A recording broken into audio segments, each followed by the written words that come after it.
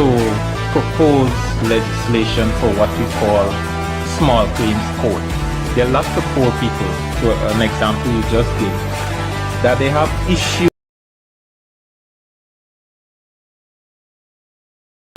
a firm by a fee is greater than the fee you're claiming.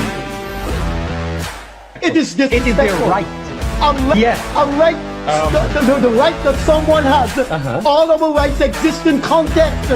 What is the context of a second medical opinion? Because you're disrespecting the process. No. Jesus, this is common sense, man.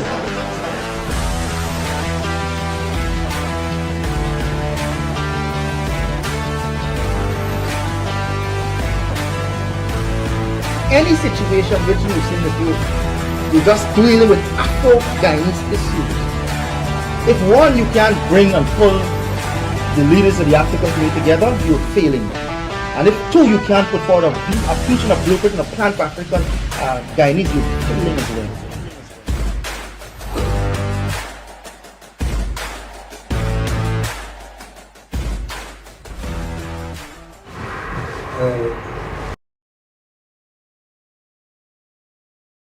Wednesday evening to you. This is the Freddie Kissoon show after Mashimani.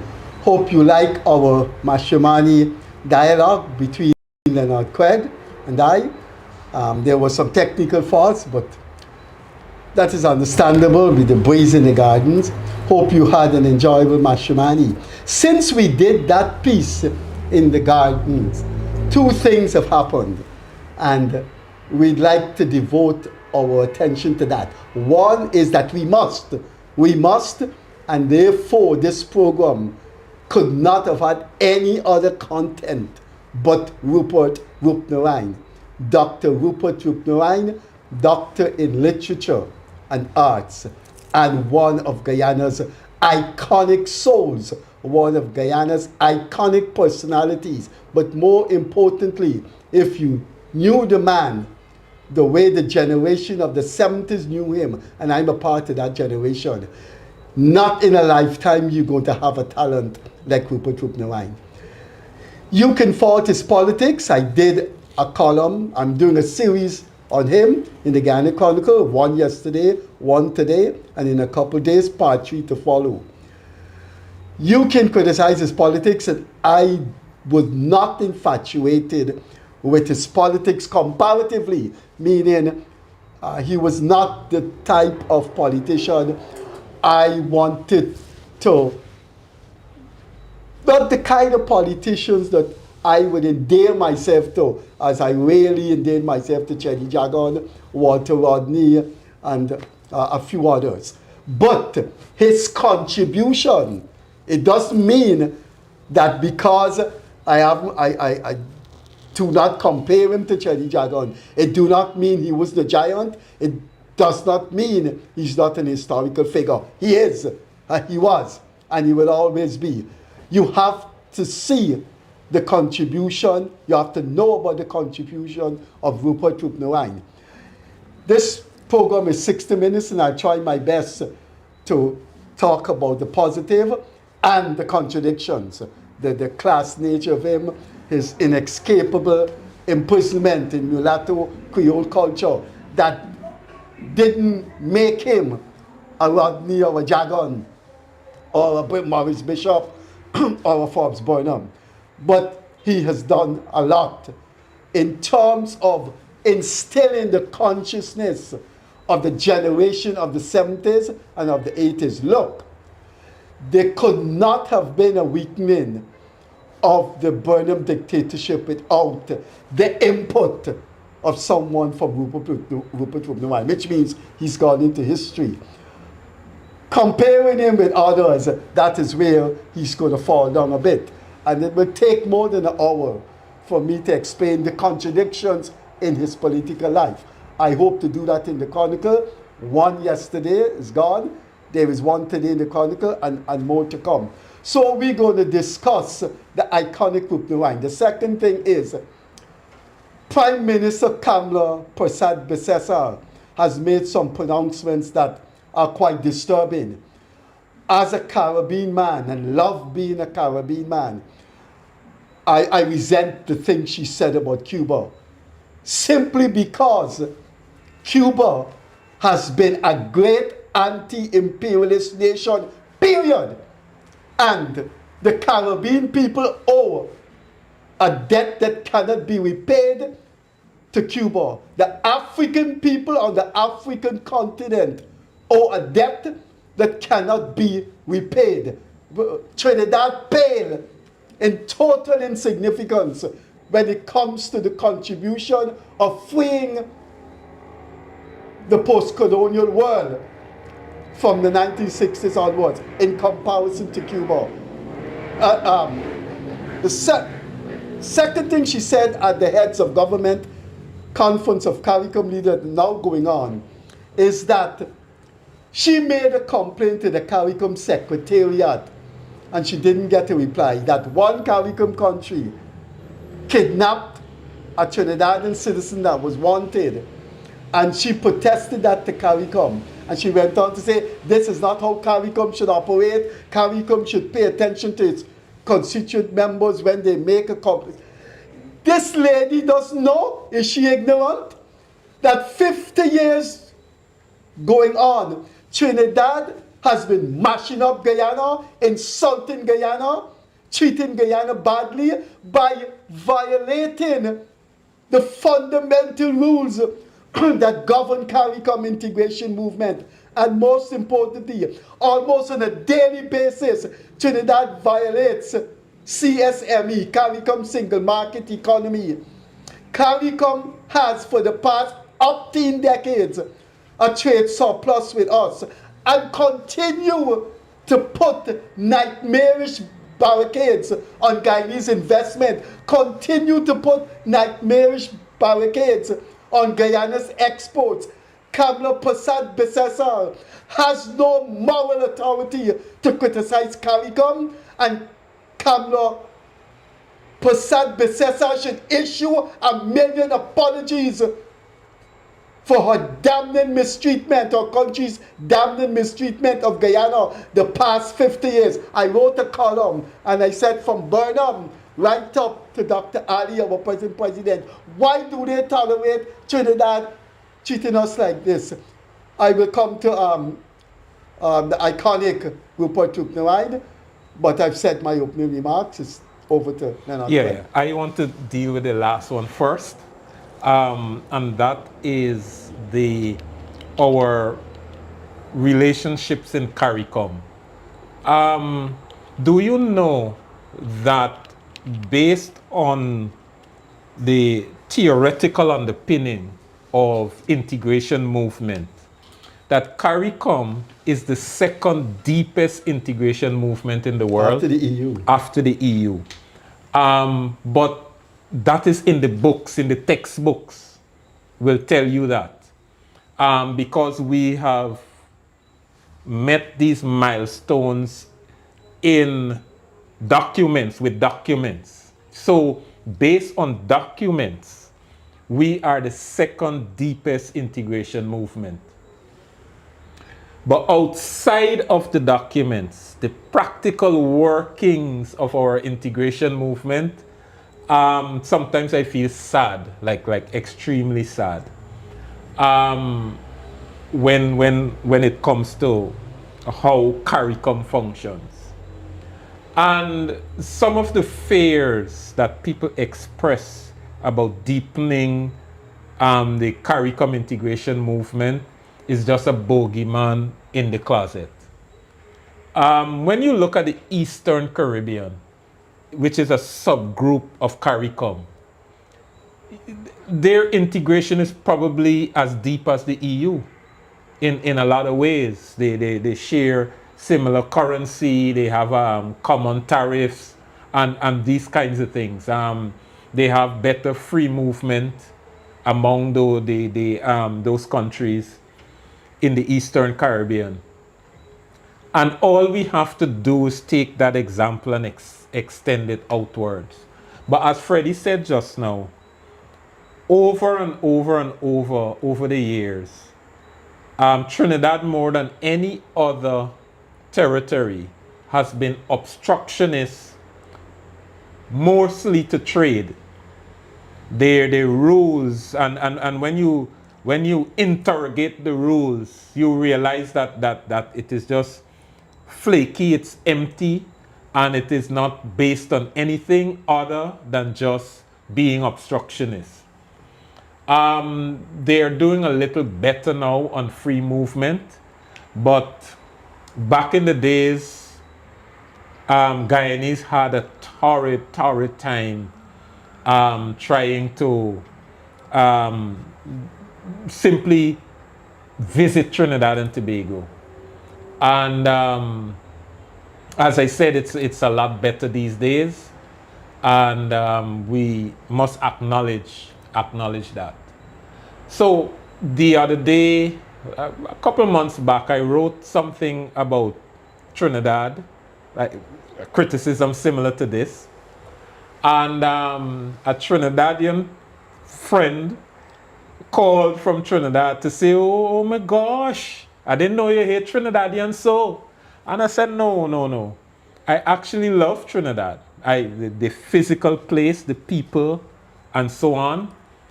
But Trinidad's international political positioning with respect to its contribution to CARICOM is something I dislike totally. But I have nothing personal against Trinidadian people. I have nothing against Trinidad. I think Trinidad is probably my most visited CARICOM destination that I've ever traveled to. I know Trinidad like the back of my hands, Freddie. I know all them streets in Port of Spain. I can walk without wondering where I am. I could travel to Arima unaided. I could go San Fernando, Chaguanas, Caroni. I know Trinidad. I've been there often. I like the place. I like the people. But it's politics. It's geopolitics with respect to CARICOM is stinking. And I hope that, in fact, I have no hope that under Passat Besessar it will improve. I think some of the things that she has been saying, I don't see most of it on follow through with respect to policy. But just to utter some of those things that she has been saying recently, if there's any form of follow through, no matter how small, it could take CARICOM even further back, because Trinidad is a big country. It's a major CARICOM country and one of the original partners in the CARICOM agreement. And I think Trinidad should have been further along. The example of the Caribbean Court of Justice is an example of Trinidad's failure to integrate and to move forward. And I one really hope there are two CARICOM leaders with tremendous stature. One would be Barbados' Prime Minister and our own Dr. Mohamed Irfan Ali. And one would hope that they take more strident and decided steps in trying to get to hold Trinidad to account, and probably hold their hands and walk with them into the CARICOM movement. The offstandish posture really needs to change. And having said that, please allow me 1 minute, Freddie, go on, to criticize Barbados' Prime Minister, to criticize Mia Mottley, just a little. She has been a good friend to Guyana, a very good friend of President Ali, and so on. However, I watched about a month ago or so. She gave Trevor Noah an interview, and the interview was conducted nicely. She said all the right things and so on. But there is a contradiction. She mentioned how Barbados is losing some of its population. Its population is dwindling, and Barbados needs to get more people in order to maintain a level of development.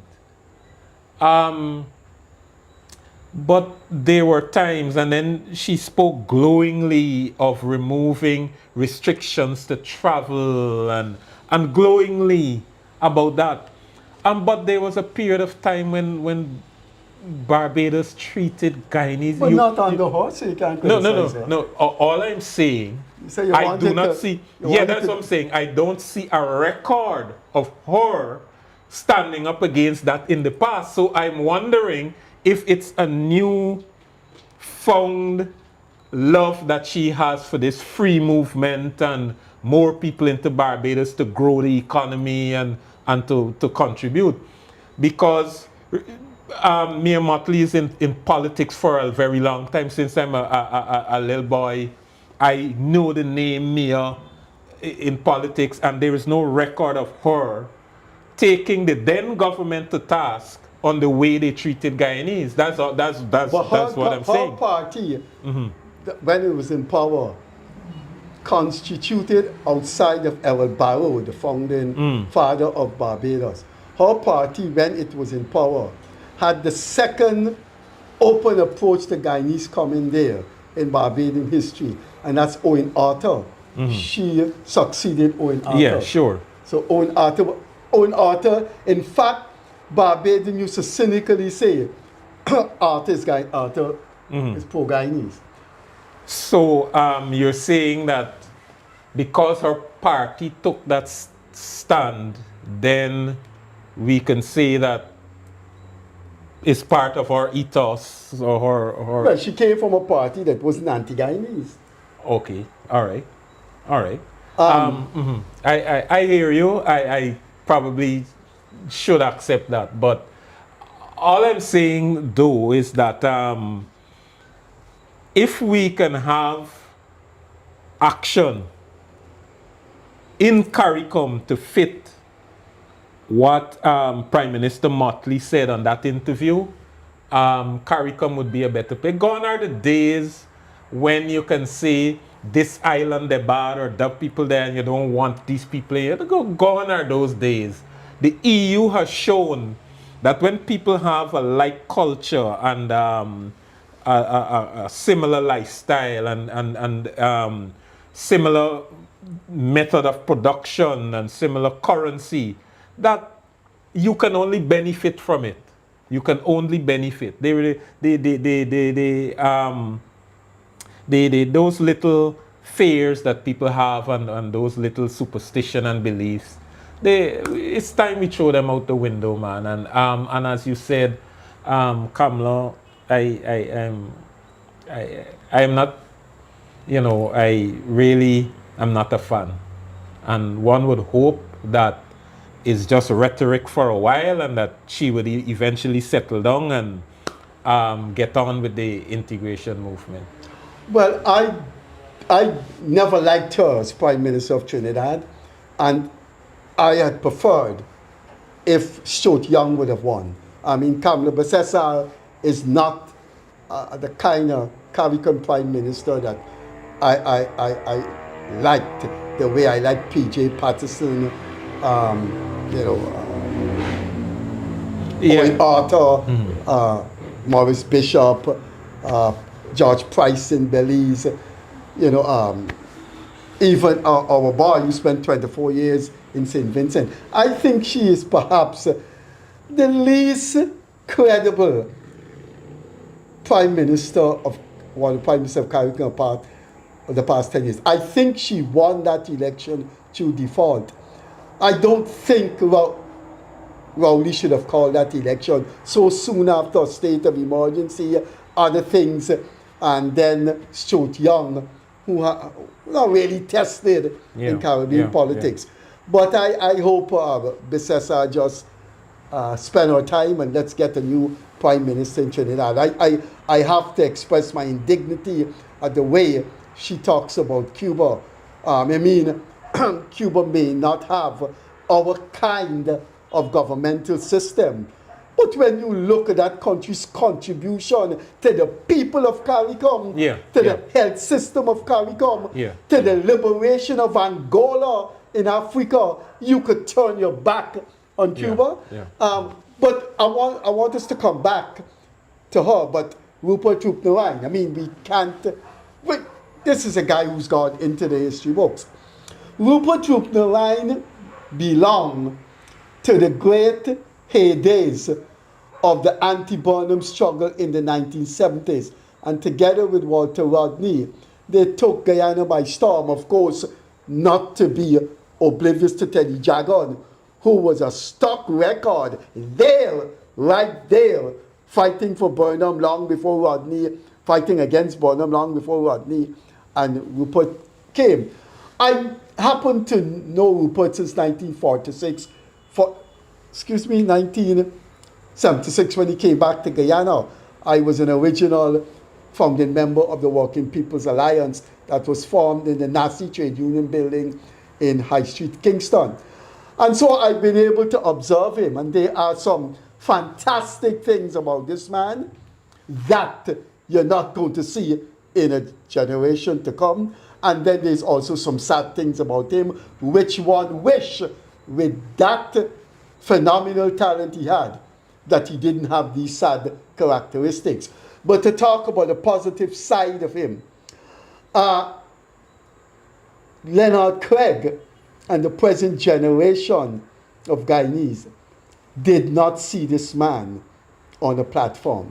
And if you think Forbes Burnham and Chedi Jagan could get on a pulpit and there are thousands of people there, and you had to see Rupert Roopnarine, I am telling you, he moved people equally as Jagan and Burnham. Jagan was a dentist, Burnham was a lawyer. Rupert Roopnarine did his doctoral thesis on the man who had the greatest grasp of the English language, Dickens. And Roopnarine had that grasp. You talk about Naipaul after Dickens and Shakespeare, it's Rupert Roopnarine. That man could just deliver a speech and mesmerize people. And therefore, I think Rodney overshadowed him in the 70s. Because Rodney was this global figure, and everybody said, Walter, and he get expelled from Jamaica, Walter can free the masses. But Rupert was there with his mesmerizing sermons that kept the Guyanese consciousness alive. But the second thing that Rupert did, that I don't think we're going to see in a generation to come in the region and maybe in the world. We're talking about a phenomenal man in a certain respect. Now, I started this program by saying, he's not my favorite politician. No, not at all. I was born into poverty, and my destiny is with the liberation of the masses of the world. And I live in Guyana, and therefore it has to be Guyana first. And I am a working class boy, imbued with Marxist socialist thinking, and my life has been lived among working class people, all my best friends. And therefore, I don't see Rupert as a Chedi Jagan and the rest of the Rupert Roopnarine. But that was not where his contribution resided. His contribution resided in joining Rodney's and Jagan's working class praxis with his middle class praxis. What Rupert Roopnarine did, and I wish I had my today's column in the Chronicle to show you, the seminal contribution of Rupert Roopnarine to Guyanese liberation movement is that he replicated the anti-colonial struggle. Now, what was the anti-colonial struggle? What was the class nature of the anti-colonial struggle? The middle class in Trinidad, Jamaica, Guyana, Barbados, leading the masses. These were middle class doctors, Capilio Trinidad, a doctor, Eric Williams, a doctor. That's why early political theorists in the Caribbean refer to doctor politics. Everybody was doctor, right? I think Lloyd Best wrote Right. about that, right? Right, doctor politics. So these were the middle class people who say colonialism must go. But they couldn't defeat colonialism without the masses. And Burnham and Jagan and Critchlow brought the numbers, sugar workers, 200,000 into the struggle. The urban proletariat, Burnham led them. So it was a dual contribution to the ending of colonialism. The middle class, bringing the resources, bringing the intellectual erudition, bringing the oratory that converted people, and Jagan and Burnham and Eric Gary in Trinidad, bringing the masses. You know what Rupert Roopnarine did? He was intrinsically, genetically, a mulatto Creole elitist boy. He couldn't break out of that. I knew him since 1976. And he was very, very uncomfortable trying to be a man of the people. And he couldn't. And the WPA leaders knew that he couldn't. But you had to see how this man penetrated the middle class in Guyana. And what is unique about Rupert Roopnarine? I saw middle class Indians went in large numbers into the United Force with Pittidigar because Jagan is a communist. And he said, no, he don't want private business. And so the bulk of the East Indian peasantry, the bulk of Guyana's rural proletariat stayed with Jagan. He did have rich Indians with him, but that was the kulaks, a political term meaning rich peasants.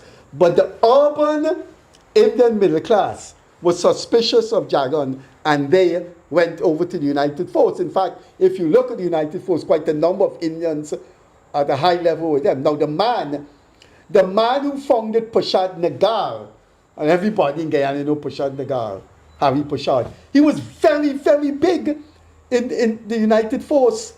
Mohammed Qasim became the Minister of Works and Hydraulics when Burnham and Digar merged. My wife's uncle was the head of the Rice Marketing Board and had landed property in Wakenham. He was with the United Force. What Rupert Roopnarine did, Rupert Roopnarine belonged to a Marxist-oriented party intent to liberate masses so they could inherit post-colonial wealth that the colonials have devastated the colonies. But Rupert Roopnarine couldn't carry the masses into the anti-Burnham struggle. He carried the middle class. He took the middle class and said to Rodney and Jagan, this is my contribution. Now this man was a Marxist. This man was a radical revolutionary with the WPA. Friends, advisor to the revolutionary government of Grenada under Maurice Bishop, advisor to the revolutionary government in Suriname under Boutisé. But this man was just the god of the middle class in Guyana. They didn't care like how the middle class Indians cussed Jagan in the 60s. The middle class wasn't cussing Rupert. They loved him. They didn't say, he's a Marxist, what a Western mulatto Creole boy like this, doing with Rodney, doing with the PPP, having relationship with the PPP in the Patriotic Coalition for Democracy. No, I saw with my own two eyes how Rupert Roopnarine did for Guyana in the 70s what the middle class did, what the political parties did in colonial times, brought the middle class to aid in the struggle. Now the middle class had their own ideas of what they want when the white man left. But Rupert never for a moment betrayed them got them to contribute to the Rodneyite-Jaganite struggle, and then, disappointed them. In other words, he told them, I'm a middle-class mulatto Creole guy, but could you put your resources into helping Jagan and Rodney to free Guyana from Burnham dictatorship? And that was what was phenomenal about Rupert Roopnarine. The people who are looking at this program, a majority do not know him, have not functioned with him. I functioned with him. I saw him in action since 1976.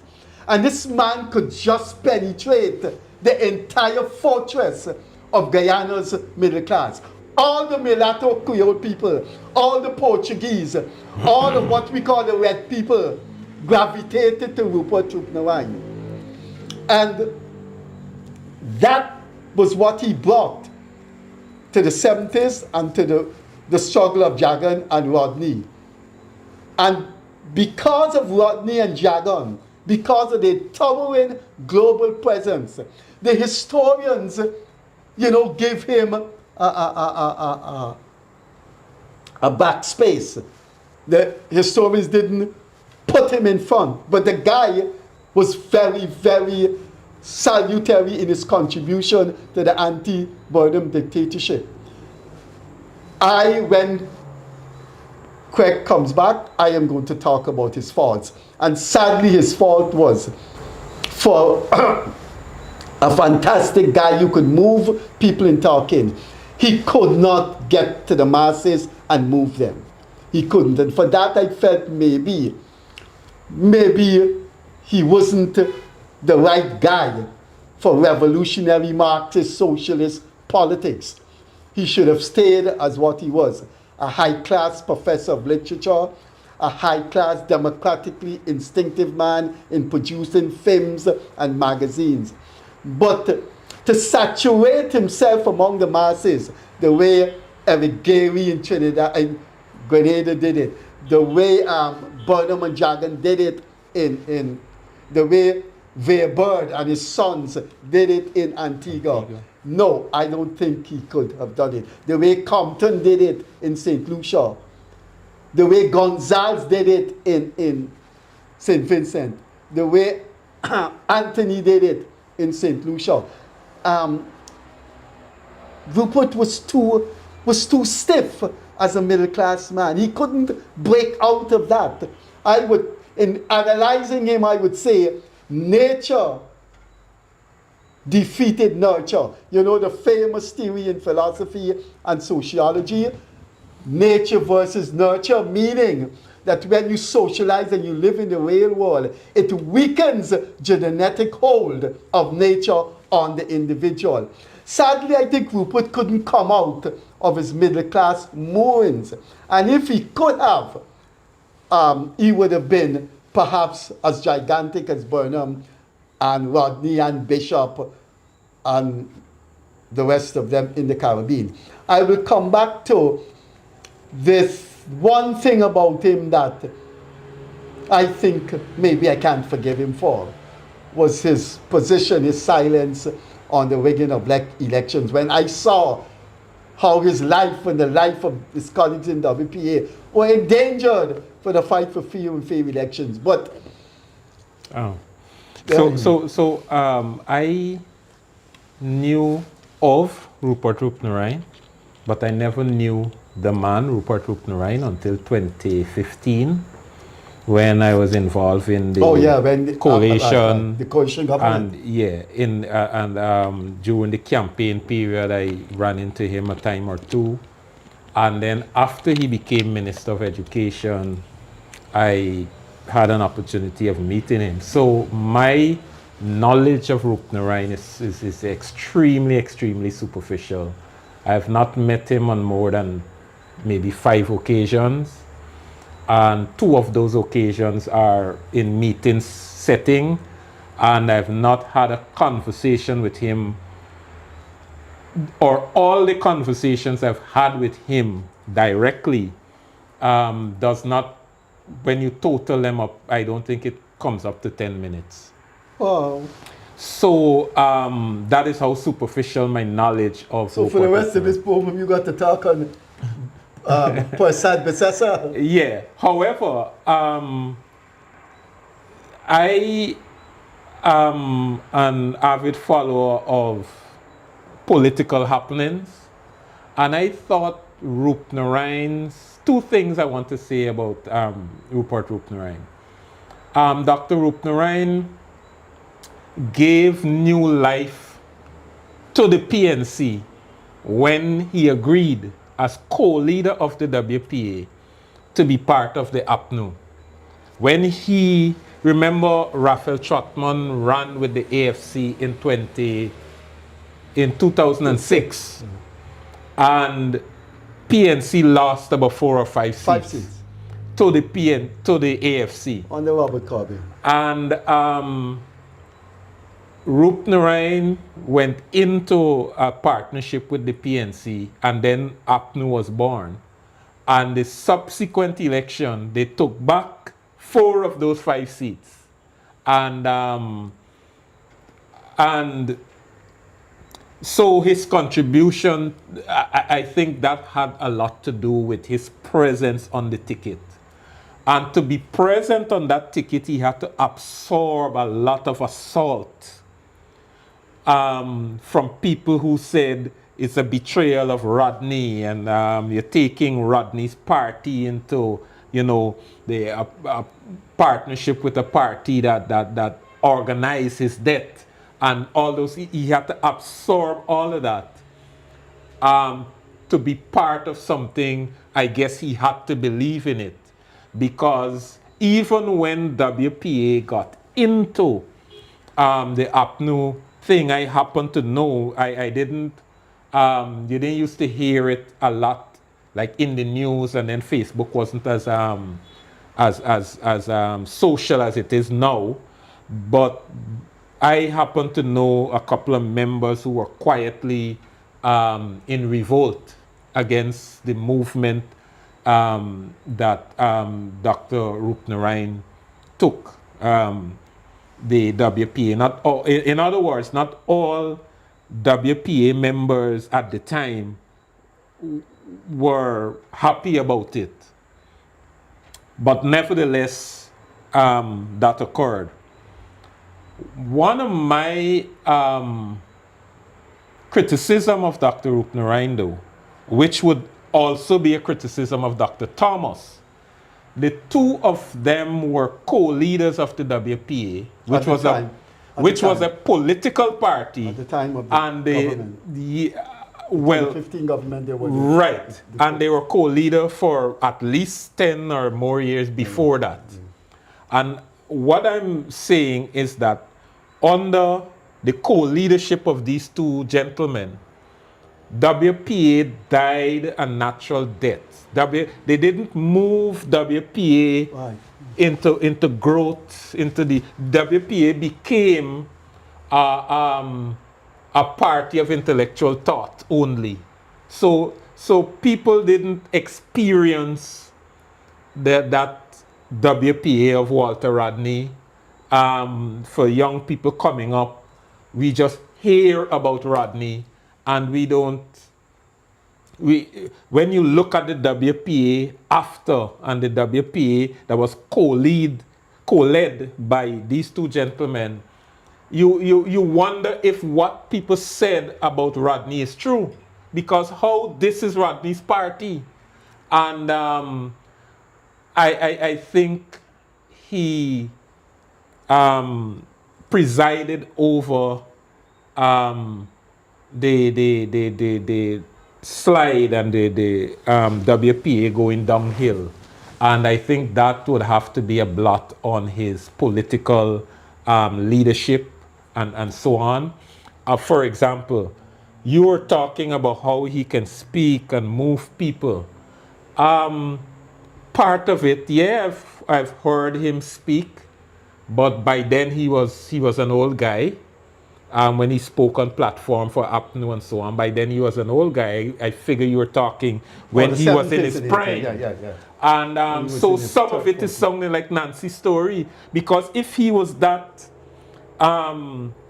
moving and soul-stirring in his prime, how he presided over literally the death of the WPA. I will explain. It I will caused the explain that. WPA to become a 5-man party, a 3-man party. I will explain that. Yeah, I will go explain that. ahead. You have now led the discussion into profound academic thought, and I have to make that. I have to go into that area because you're asking for an exploration and an explanation. Before I go to that, all viewers are seeing this piece of artwork. I bought it in Main Street from a Rastafari guy. We were talking politics, we were talking culture, and I felt I should have patronized him. It's a piece of African artwork, and I thought for all the 3 years we've been filming, and we've been filming in my home, I just thought that I should bring this to your attention. Now, it's easy to respond to Leonard's adumbration about, look, this guy failed the WPA. And Rupert Roopnarine failed the WPA for 3 reasons. I could think of more, but right now 3 come into my head. But a preface before I go into these 3 explanations. Don't ever for a moment anybody listening to this program who knew him. It wasn't Nancy's story, it was magic. He could magically stir up a crowd. He can magically stir up an audience. He can magically stir up people in an academic forum with him reading academic paper. Of course, that was when he was young. How did he falter? Rupert Roopnarine, as he got older, became a different Roopnarine. So if you're going to write a book about him, there are 2 Roopnarines. I saw something that Rupert Roopnarine, I saw things that Rupert Roopnarine did. And I would go home and say, this is the man I knew from the 70s. I was an advisor to the Grenada government in the area of foreign policy, worked closely with the foreign minister. Rupert Roopnarine was the advisor to the ruling party in Grenada, New Jewel Movement. I saw the revolutionary influence Rupert had on the NGM. When Rupert out to Grenada and they got a problem, they would ring Rupert. They saw him as one of the great Caribbean movers of post-colonial political thought. The same thing with Bautista in Suriname. They used to consult Rupert. So it was a Nancy story. He was a phenomenon. How did this man become so jaded? And I don't want to say jaded, faded Mandarin. That's too insulting. But the runner stumbles. A lot of people, Burnham was just great. Just absolutely great. And look what Burnham became. I think there were disappointing moments for me with Fidel Castro in Cuba and Daniel Ortega. I certainly didn't reject Cuba executing General Ochoa, who handed, as the man who led the Cuban forces in Angola, led the Cuban forces to free Angola. So sometimes the runner stumbles, and Rupert Roopnarine stumbled in a major way. 3 ways if I think of more before the program ends. One is that Rupert should not have become the co-leader of the WPA because he was not a Caribbean mass movement politician. They are even manly were. You know who was what we call in Guyana Portuguese or white people? Siaga in Jamaica. You ever see Siaga with the Rastas, with the lumpen in Jamaica, with the ordinary Jamaican people? That is why he became prime minister. Rupert could not have become a prime minister. Rupert could not have led a mass revolutionary party. Rupert's part in the 70s against Burnham was that he had his own niche that he brought to the 1970 struggle, the middle class resources. He should never have been in politics in the Caribbean. He more belonged to radical liberal politics of Europe. That was where he belonged. And Takuma Ogunse sent an email to me, which I will always keep about Rupert. This is what the email said. I know we're going to have problems with him, but he's a good man and we have to take the bad with the good. Not that Rupert was a bad man, but when Rodney died, WPA died because WPA was a middle-class movement with a whole set of mulatto Creole people who lived very well and couldn't ground with the masses except Walter Rodney.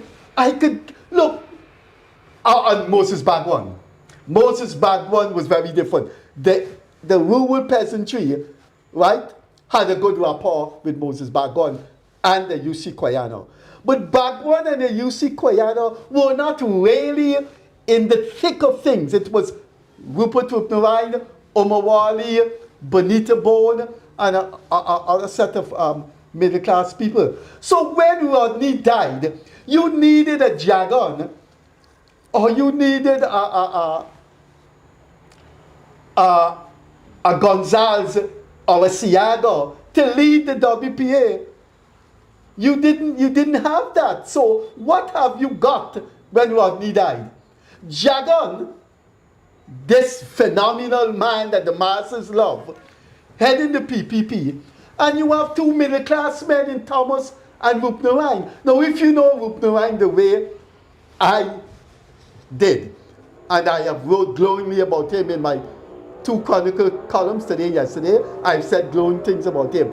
But Rupert could not fit in to a mass, a grounding. You know Bob Marley's famous, well not Bob Marley's famous, one of the world's most famous songs, Bob Marley, No Woman, No Cry. Remember his word? Drinking cornmeal porridge in the groundings, in a government yard. I saw how when you get older, sometimes you just fade and you're not the same person. Myself and Leonard Craig and a whole set of other people started something called the People's Movement. People's Parliament. People's Parliament, outside Parliament. It was like what Bob Marley wrote about linemen in a government yard, 24 hours. And that was it. It was a groundings in which people come and put pressure on the government over what was happening in Linden in July 2012 when 3 people got shot. And there were 2 middle-class men who came there and hung out with us and stayed with us. They were middle-class in the money sense. Rupert was middle-class in the cultural status sense. And that was Nigel Hughes and Christopher Ram. They had more money than Rupert I could ever see.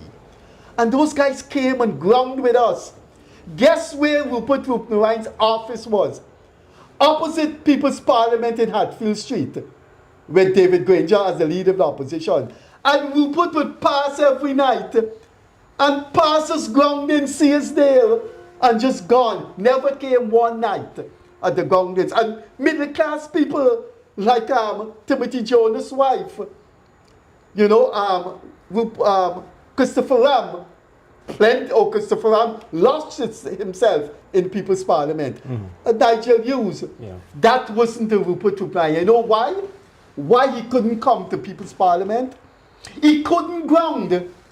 Nigel Hughes could, with all his money, and he's a lawyer. He could ground.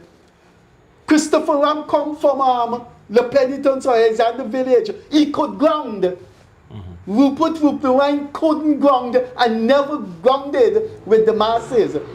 He subsumed himself under the grounding people, Guyana, Bagwan, Rodney. So when I saw this guy passing and I said, this was one of the heroes of the 70s and he can't come and say hi, you know. Rupert passes like what they say in common parlance, exam. Rupert had gone. To be fair to him, though, one day he turned his window down and said hi. when You should not have said that. That's not paying him a compliment. Anyway, I'm just anyway, the second thing. being a little facetious. The second thing about Rupert,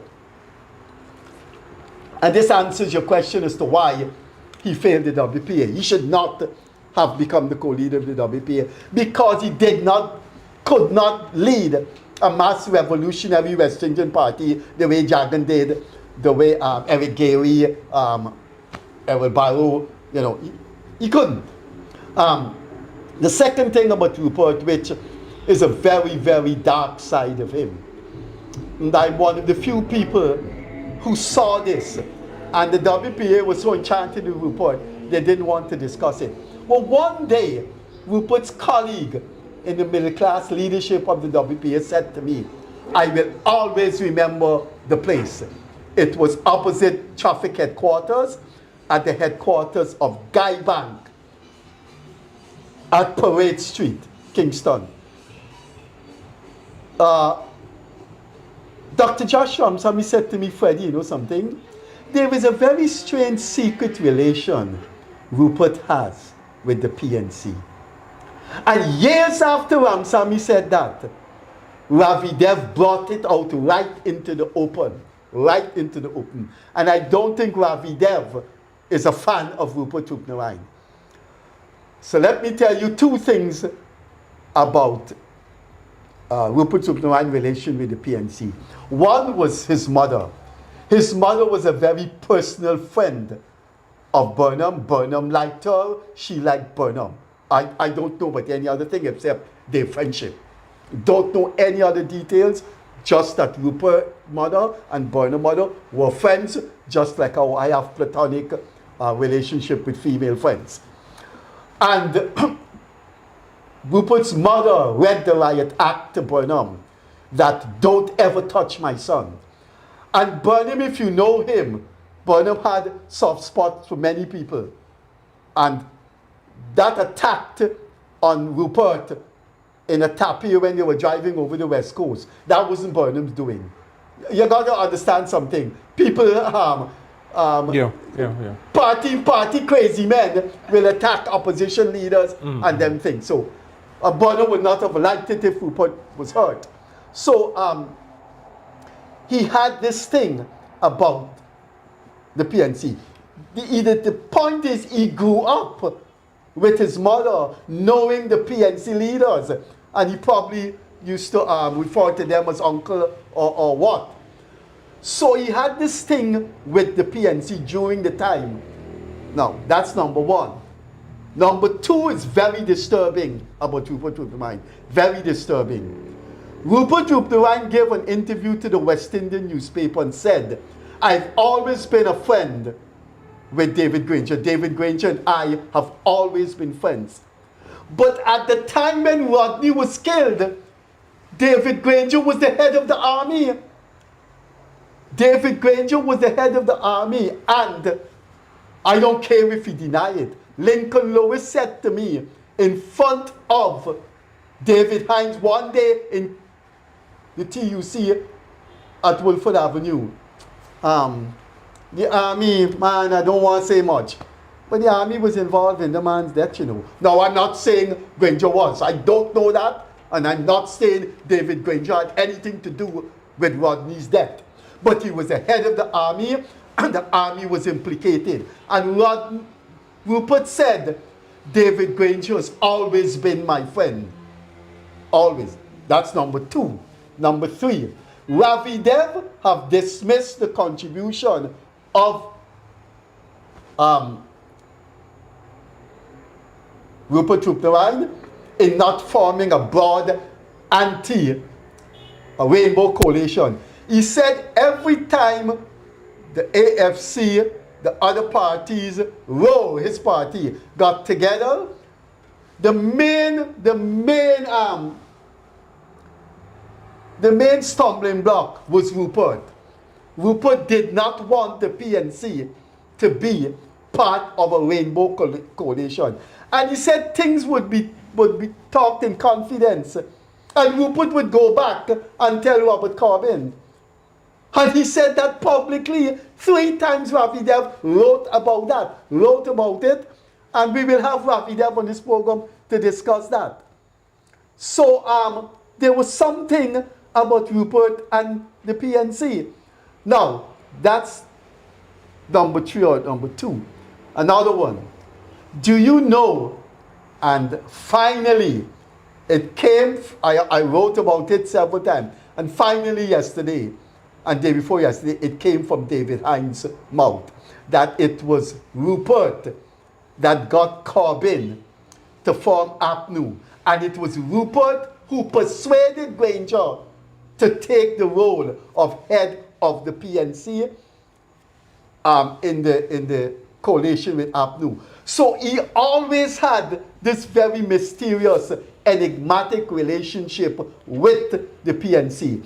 And when you strip his politics bare, you have to praise him and you have to criticize him. You cannot treat him the way you would treat a Rodney or a Jagan or a Maurice Bishop. There were just too many faults of Rupert Roopnarine. And those too many faults, I think, sadly enough, has worked against placing him in the category of great Caribbean leaders. The operator signaled 5 minutes left, so I don't know if... there is something quickly I want the viewing public to know, which was a bombshell to me. When the Rodney Commission was going on, remember in 2014? He refused to testify, I know that. Right? In 2014. Yeah. There was a guy who testified. I can't remember the guy's name. He was a police guy. Yeah, he said he was Roopnarine security. And he was Roopnarine security. And the guy and Roopnarine never denied it. He said that he provided weapons training to Roopnarine. And somebody, he didn't mention the name, got him to create a dirty gun. In that, when Roopnarine was going to put the gun next to him and fire a shot, that it would, because he was supposed to brace the gun here and fire the shot, it was going to disfigure his face. And he said he was given the gun, he was going to do it and everything. And at the last minute, he said, no, I can't do Rupert this. And he went and he told Rupert what happened. And that was like a bombshell. 2 things to take away from that. That Dr. Roopnarine participated in, or was participated in training to set up or to prepare for a violent revolution. Well, he fell out with Rodney's wife when he gave a statement saying, we were arming ourselves for the revolution to overthrow Bonham.